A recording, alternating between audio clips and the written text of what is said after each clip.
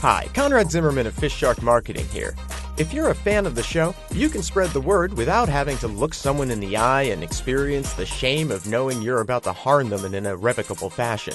Just give us a 5-star rating or review at Apple Podcasts or wherever you get your FistShark from. And thanks for listening.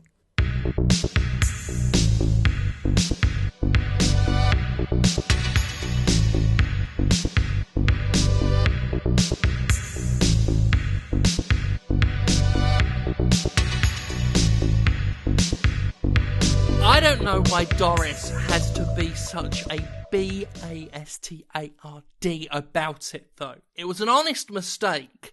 No, I couldn't agree more. Look, I think it went okay. Like, in the end, it worked out. Everybody seemed to have a good time. I enjoyed it. Yeah. I thought it was fun. It was festive. It was lively. Isn't that what you want in a party? That's what I want in a party. Many of the dads were enjoying it. Few of the mums were enjoying it. I think it was a very successful party. The children were confused a little, but they got a clown. Yeah. Initially they got a clown. Right. We were asked to get a clown and we got one. And it's not my fault that Doris's handwriting is shit. Well, yes, that's it exactly. Like, if she had legible handwriting instead of this chicken scratch. If you could call it that. I mean, I've read better from Dr. Nightscream's chickens.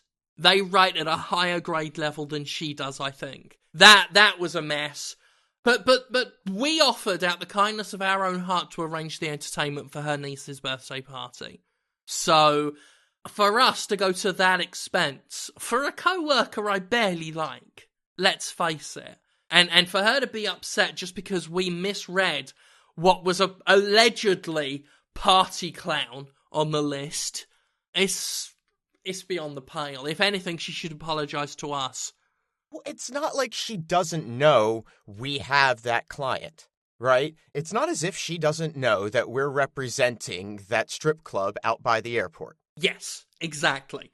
If I were Doris, heaven forbid, but if I were Doris and I were writing a list for us, I would make sure that Panty Clown does not even remotely look like Panty Clown. Precisely. Like, what were we left to assume? That she wanted the Panty Clown, which is exactly what she got. I gotta say, I hadn't seen the routine up to now. You know, it's for whatever reason they don't do this one in the club. I didn't know. But coming out there with that nose and the baggy pants and the big pointed hat. Full clown get-up. It was very... at first the children were delighted. But what I really like about the Panty Clown is her business acumen, because she knows that not everyone's going to get off about a clown, which is why she gets rid of those clothes so quick. And there's no paint involved, so... At the end, it is just a very ordinary stripper. And I really feel I need to stress at this point for visual reference that this was a very ordinary stripper at a children's birthday party that we had hired in error. And that was the general conceit of what happened that day. Yeah, I mean, that's basically what happened. And I mean, it's not as if it doesn't make sense, right? I mean, really, if you think about it, this was the most direct way to make sure everybody who came to the party was happy. That there was something for everyone. Yeah, the kids got clowns for about a minute, and then we got lap dances for about 20. So I don't see why Doris is upset at all. We had a backup. You know, while we were all getting lappies in the master bedroom, I put Yo Gabba Gabba on YouTube on my laptop for them. Yeah. They watched Yo Gabba Gabba, we were getting Yo Jibba Jibbers. A little something for everyone. That's the hallmark of a good party, and I think it went well. I'm really pleased. Now the dance itself did seem to, like, the children didn't get it, you know. And I'll cop to that. I really hadn't considered the latter portion of the performance in regards to the children, you know. I knew that everyone was going to have a good time. And maybe there was a bit of an imbalance in the time. Yeah. I personally could have used another 10, 15 minutes with the stripper. But we're going to get together, like, next week. So that's fine. Nice one. Nice. Oh, yeah. I think she's really into me, actually. Yeah, I was getting that vibe, the way she was looking at you. I thought she was looking at me like that for a minute, but I think it was you, actually. You're the man. What can I say? I just, women are attracted to me. Ultimately, though, someone needs to get on to Doris about her handwriting, because every instance of party looked like Pansy on that list. Yeah. For her to stare daggers at me when I'm handing out the party favours is really uncouth on her part. They were edible. Some of them? Some of them. I mean, the kids chewed on them regardless. They probably could have been more clearly labeled which ones were edible. Yeah, well, I probably shouldn't have put chocolate on the ones that weren't. Yeah. I can see how that could cause confusion, yeah. What really gets me is how she spells ice cream. How do you make ice look like ass? You're right, it should be impossible. Because that I should not look like an A. Like, there's no way how does it happen? One's just a point and one's round. And yet somehow, for the purposes of our mistake, she made ice look like ass. So we had boxes of Preparation H on hand. We were prepared. Oh, yeah. We had the ice cream. Those kids, I mean, the way some of them were sitting down, they've got no regard for how they're going to feel when they're 40. So they're going to think back on those gifts with fondness. They had empty bellies that day, but their rumps are safe. Well, I don't know. I think a couple of those kids were paste eaters, so I wouldn't be surprised. Well, I don't know what they were getting up to in the porn huts.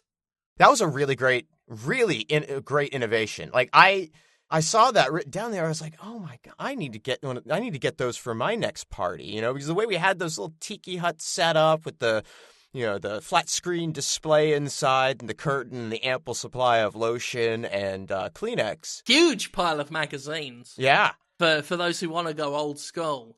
I thought that was a nice touch. That's why I went with that particular company. I didn't know there were so many porn hut companies out for rent out here. Really? Yeah, apparently Boston is the porn hut capital of the world. It's a relatively new trend, but it's popular enough that I thought of that before I thought of corn nuts. Why do you have those at a party? What kid was asking for that? I think that was probably just Doris. She seems really, really big on corn. Yeah, she's a corn fiend. I knew that about her. Yeah, so that makes sense now that you say corn nuts. But no, that totally looked like porn huts to me. And actually, we should probably maybe get in touch with some of these companies, because I have a feeling this porn hut thing is going to be explosive. Oh, absolutely. Yeah. I had a word with Bungo, who ran this company that we used, and he said it was good. Bungo's Porn Hut Emporium, right. Bungo's Porn Hut Emporium, the emporium for porn huts and all porn hut related needs. There's a real business here. I think it's very scalable. Unlike those porn huts, I don't know why they lubricate the outside. I think it's for the purposes of cleaning. Oh, right. It's a non-stick surface just all around. That's yeah. There's no purchase. You can't get no purchase on the outside of a porn hut. Well, yeah, because primarily these are for rentals. I'm sure that there are people out there who buy porn huts for their own home, but by and large, this is like an event-driven type thing. They're going to start getting them set up outside of major sporting events and things like that. It's wave of the future, really. But in order to do something like that, you need to make sure you have a material that's nothing is ever going to adhere to. And then you just spray it down, and then you're done. Easy cleanup. She ain't ever going to ask me to get fireworks again. I think it went really well. I was really, on the whole, very pleased. They seemed happy with the presentation. I think we're going to have a campaign here. All things considered, yeah. Could have gone worse. Yeah, well, sure, it could have gone worse. Let's be honest. It's kind of a softball, right? Dick pills. Who doesn't want a good dick pill? I know I do. Pretty much 24/7. Yeah. You build up a tolerance, that's the problem. And so you're always looking for the next secret weapon, because right now, I must admit, I've gone through all of them. Yeah, you eventually come to a point where you have attempted the use of every single dick pill on the market. And some work better than others, and some last longer than others, but it's always the next thing that you need to get. And I think that this one has a lot of potential for the market. We've got a good campaign. We've got some good ideas. Iron Rod, I think, was a really strong name. They seemed to prefer bear strength. But, maybe, I don't know, they seem to have a sort of a thing with that animal in particular. Like, they seem particularly interested in that. I mean, we can make that work, I think. I think we can make bear strength work. The image of the bear, you've got nudity, maybe it's BARE strength, and we have a naked bear. Well, you know me, Conrad, I'm a connoisseur. I'm a connoisseur of what one might refer to as the pill de dick. Right? So, for me, it's all about the taste test. I need to take the samples they gave us, not all of them, obviously, we'll split them 50-50 as usual, divvy it up. But I got to get home, get centered, get Michelle on the phone, and test it out. And then I'll know what the name is. That's how I came up with Jelly Deal for that last batch. It was very, very apt. I don't know what they were so upset about. But I was the one that had to shovel it in with a splint. They seemed really eager, though, I gotta say. Keen. Very keen. Sure. You expect everybody to be a little bit friendly going into the pitch, very gregarious, but they really seemed excited that we came. Certainly more animated than usual. Every other time we've gone, they, I've always been very dour, very furtive, not wanting to really speak to us all that much. Whereas these guys couldn't stop talking in what I assume was Slatvanian. Yeah, I think it was Slatvanian, but the point is, they seemed just incredibly super happy to have us there and to strike up some sort of creative partnership. Like, they were accommodating and warm and friendly and... Well, except that other one. The one who hung out in the corner. Not much hair, bit sort of ginger wisps of hair. Just very smart suit, but he just kind of sat there in the corner, glaring with big eyes. Yeah. I mean, sure, he was the exception. Yeah, I didn't want to tangle with him immediately. To say nothing of after the meeting when he ripped his shirt off and dove in that stream and grabbed that big fish. Well, I got the sense that he was the guy. Like, he's the guy, right? Like the head of the company, like the CEO or something. Yeah, something like that. And so he was just hanging back, letting his people do their thing. And ultimately it was going to come down to impressing him, I think. Yeah, the big cheese. And I don't know. I mean, I feel pretty good about that. I mean... Well, I wouldn't dive into a stream and catch a fish with my bare hands if I was angry. No, that's something that's a celebratory move, I think. Yeah. Well, the other people in attendance were celebrating. Lots of rounds of applause for the fish thing. Yeah. It looked like a plastic fish, but everyone kept talking as if it was a really real one and that it was impressive. They took photos and he measured it and everything. Oh, man, I clapped. Yeah, I mean, when in Rome, join in, but it was a plastic fish. I gotta ask, though, that place that we went to meet them, that was an embassy, wasn't it? An embassy, a consulate of sorts, something. It looked more official than the usual warehouses where we conduct dick pill meetings. And it wasn't like an office building, a conference room, that sort of thing. And that's the thing that confuses me, because I know the Slatvanians don't have an embassy here. No, they don't have an embassy anywhere, not counting the one Slatvanian embassy that's in Slatvania. Which really does nobody any good. Well, I mean, it keeps the ambassador employed. If it wasn't a Slatvanian embassy, who did we meet with? Well, think back. Okay. What did they look like? I mean, they looked like people. They were mostly dressed in uniforms. Yeah, but I mean, it wasn't exactly business attire. No. There were a lot more medals on these suits Yeah. than you normally see on a pharmaceutical executive. Yeah, that's a really good point. I mean, if anything, one of them had so much adorning the front of his vest that I couldn't even get a good look at the face. The lighting was just shining off it right in my eyes. It was very, I mean, these were clearly impressive people, but yeah, I guess it hadn't occurred to me that's not really that normal in a corporate structure, is it? No. I mean, unless this was a real, genuine trickle-down economy where war veterans and war heroes could actually get gainful employment. But even then, you wouldn't wear that as part of your work outfit, would you? I mean, you say that, but I was intimidated enough to sign almost anything they put in front of me. And they did put a lot of paperwork in front of me. I assume it was paperwork. Some of them were photographs. They put photographs? I didn't get to see any photographs. Yeah, they just handed me some photographs to hold. They sort of took them back, held them onto the light a little bit, and nodded and put them away. They made me take my gloves off first. I don't know why. So was this was when they separated us for like that hour and a half and put us in the different rooms? Yes, this was when we were being, almost said being interrogated.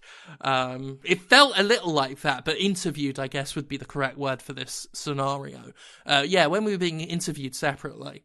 They did have a lot of questions, about how our business operations worked, and yeah, wanted to know what kind of political connections we had, and who we knew, and who knew us, and who owed us favors, and... Oh, I'm glad you got that. I didn't get any questions in English. I got injected with something at one point. I don't know what it did, but it sure as shit didn't make my dick hard. They were really quizzical. And I wouldn't say I felt intimidated by the line of questioning, because they seemed to be going to a lot of effort to sort of keep things cash, But I don't know, I kind of got the sense that if I didn't answer any of the questions, I might not come home again. That was the most normal feeling for me, because I just felt as if I was having another meeting with Gary Busey about his baked beans. I keep telling him, they're not going to sell in jars. They come in tins. And he said, I'm Gary Busey, I come in tins. I mean, that's ridiculous. I mean, the number of people who have a tin allergy is so marginal. It's such a small segment. It doesn't even come anywhere close to justifying the additional expense of glass jars. He talks about it like it's a problem. Like he keeps talking about it like it's going to be the next big charity movement. Like this is his pink ribbon moment. He doesn't even have an allergy to tin. He doesn't like watching Tintin. I've told him those are two different things. You can't crack open a little boy's skull and get baked beans from it. So, all right. You got me in here. You got a bunch of big ideas. Let's do it. What do you got, Jim? Settle in. Get comfortable. These are some of the biggest ideas I've ever had. So, you make sure that you're ready to take this in. Wear shades, because the future is bright. Aha! Right. Okay, here we go. The Dark Pistol. Dark Pistol. All right. I mean, it's a catchy name. It's So, what is it? What is it? Right. So, The Dark Crystal. That is a movie.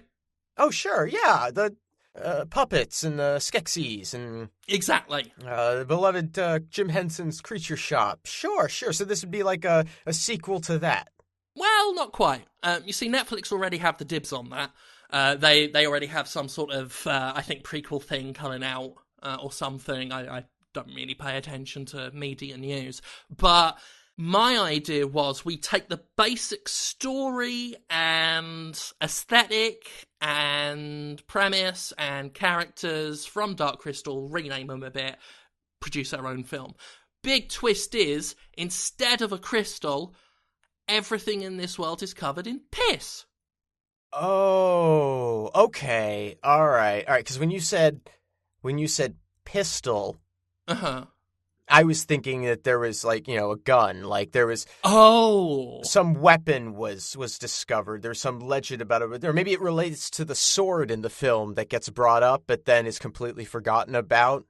Right. So, I see what you're I see what you're saying now. Yeah. This is about urine. Yeah, what you're saying is that there should be a dark pistol, but it's like a water pistol filled with piss. So it is actually a gun that shoots urine. And that's what the the Bexies are hiding.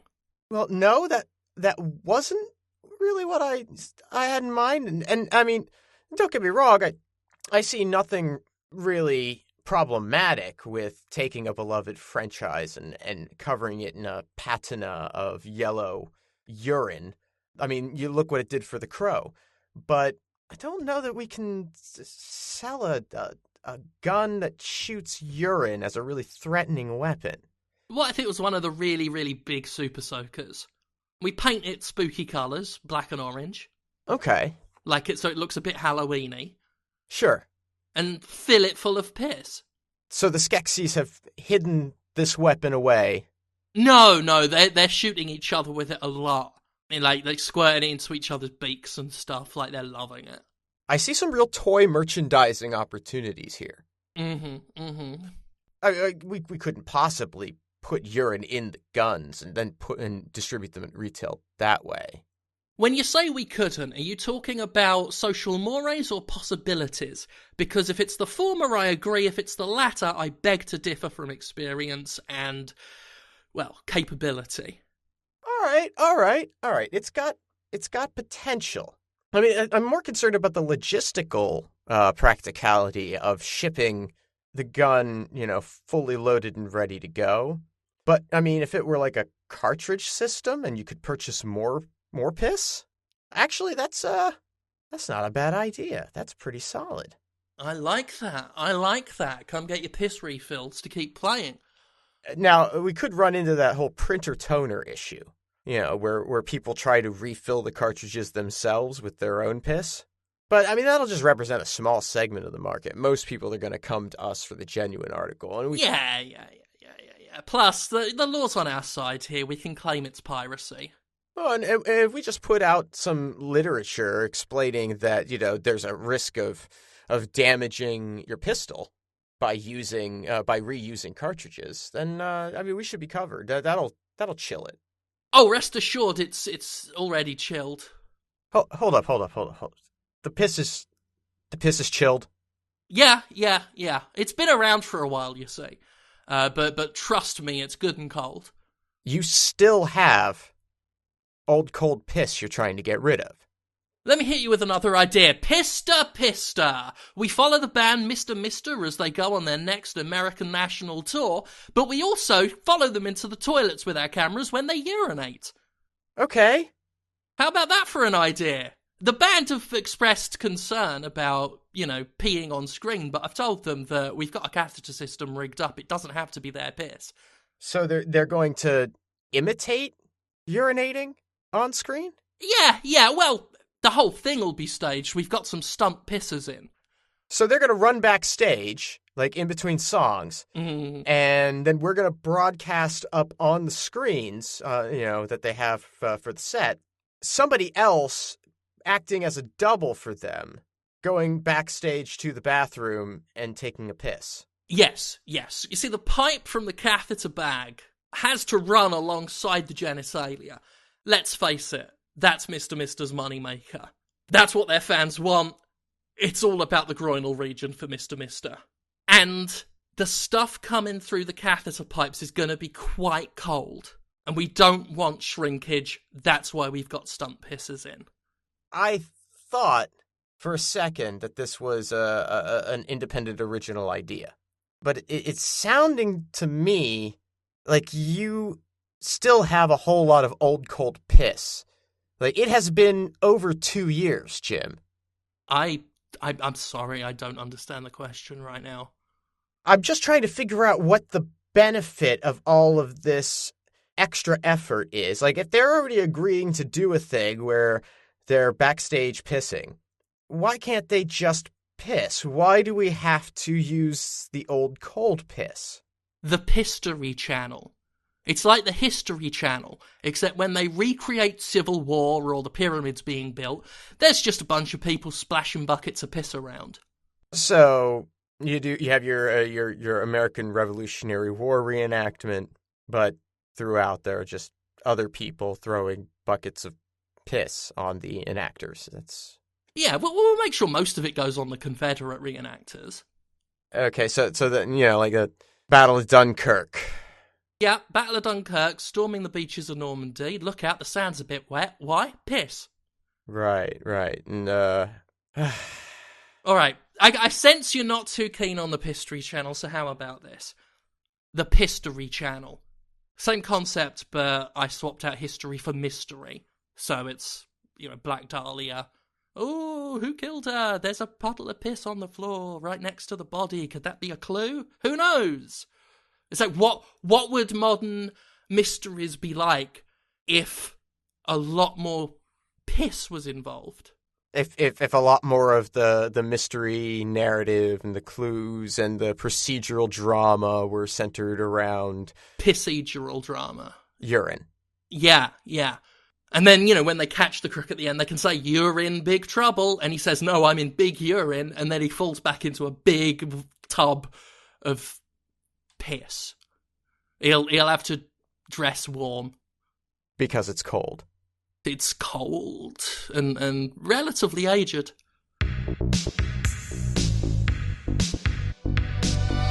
FistShark Marketing is Jim Sterling and Conrad Zimmerman. Theme music by Ben Rama. Additional music by Alazar Chan. Our editor is Austin Yorsky. Get more episodes and learn how to support the show at FistShark.com. Follow us on Twitter at FistShark for more of our exploits. Complaints can be forwarded via email to fistsharkmarketing@aol.com. And remember, anyone who claims to have all the answers has lied to you once already. Goodbye.